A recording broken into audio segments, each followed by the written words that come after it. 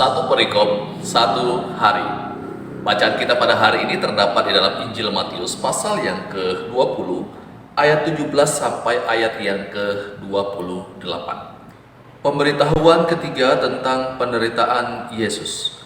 Ketika Yesus akan pergi ke Yerusalem, ia memanggil ke-12 muridnya tersendiri dan berkata kepada mereka di tengah jalan, "Sekarang kita pergi ke Yerusalem dan Anak Manusia akan diserahkan kepada imam-imam kepala dan ahli-ahli Taurat, dan mereka akan menjatuhi dia hukuman mati. Dan mereka akan menyerahkan dia kepada bangsa-bangsa yang tidak mengenal Allah, supaya ia diolok-olokkan, disesah dan disalibkan, dan pada hari ketiga ia akan dibangkitkan."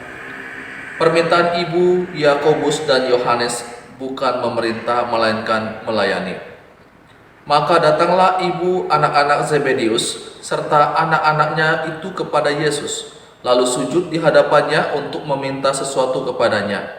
Kata Yesus, "Apa yang kau kehendaki?" Jawabnya, "Berilah perintah supaya kedua anakku ini boleh duduk kelak di dalam kerajaanmu, yang seorang di sebelah kananmu dan yang seorang lagi di sebelah kirimu."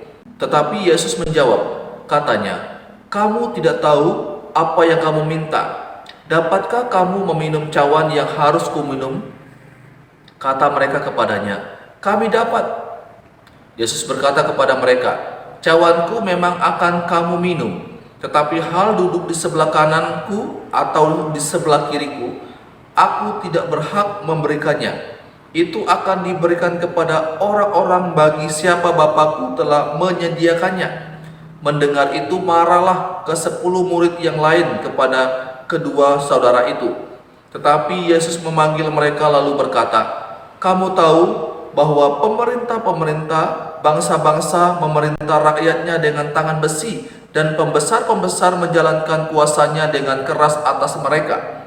Tidaklah demikian di antara kamu. Barang siapa ingin menjadi besar di antara kamu, hendaklah ia menjadi pelayanmu. Dan barang siapa ingin menjadi terkemuka di antara kamu, hendaklah ia menjadi hambamu. Sama seperti Anak Manusia datang bukan untuk dilayani, melainkan untuk melayani, dan untuk memberikan nyawanya menjadi tebusan bagi banyak orang." Pemimpin yang melayani. Inilah yang diajarkan oleh Tuhan Yesus kepada murid-muridnya dan juga kepada saya dan saudara pada saat ini.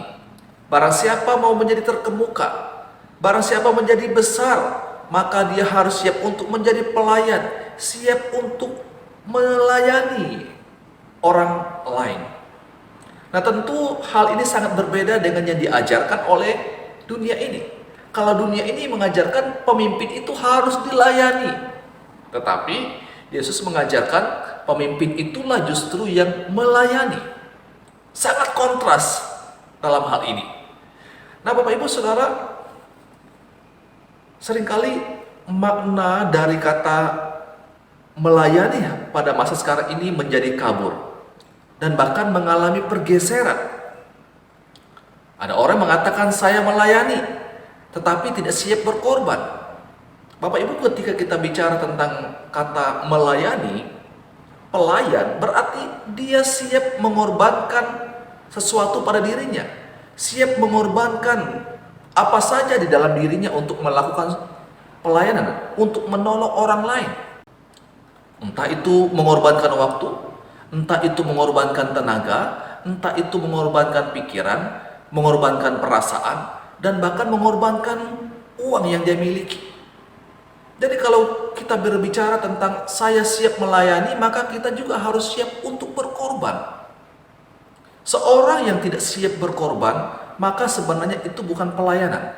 Karena di mana-mana ketika kita bicara tentang pelayanan, melayani, maka pasti akan ada pengorbanan di sana. Jadi Bapak Ibu, ini menyadarkan saya dan saudara pada hari ini, ketika kita berbicara tentang pelayanan, maka ada sesuatu yang akan keluar dari diri kita. Bukan kita meminta sesuatu apa yang akan kita dapatkan, tetapi apa yang akan kita berikan. Bapak Ibu Saudara yang dikasihi oleh Tuhan Yesus Kristus. Jadi ketika kita berbicara mengenai melayani, maka kita juga harus siap untuk berkorban. siap mengorbankan sesuatu pada diri kita. Kadang kita mendengar ada orang berkata seperti ini, saya sudah buat begini, saya sudah lakukan ini, saya sudah berusaha semaksimal mungkin, tetapi saya tidak dihargai. Bapak Ibu, kembali lagi, apa motivasi kita mengerjakan semuanya? Kalau kita motivasinya melayani, berarti kita juga siap untuk mendapatkan perlakuan-perlakuan yang tidak baik dari orang lain. Namanya juga kita melayani. Kita siap untuk menerima kritikan dari orang lain ketika kita melayani. Jadi Bapak Ibu, ketika kita bicara tentang melayani, sekali lagi saya ulang-ulang kalimat ini, kita harus siap untuk mengorbankan sesuatu pada diri kita. Bapak Ibu Saudara, biarlah kita tetap semangat untuk melayani Tuhan. Kita belajar dari apa yang telah dilakukan oleh Allah dalam dunia ini. Ia di tempat yang maha tinggi datang ke dalam dunia ini dan direndahkan serendah-rendahnya, mati di kayu salib. Ia datang melayani kita orang-orang yang berdosa. Maka kita belajar dari Yesus. Saya dan saudara juga, mari kita siap untuk melayani Tuhan, siap mengorbankan segala sesuatu pada diri kita ketika kita melayani Tuhan. Tidak main hitung rugi dengan Tuhan. Ini renungan firman Tuhan, pembacaan firman Tuhan untuk kita pada malam hari ini. Tuhan Yesus memberkati kita selalu. Amin.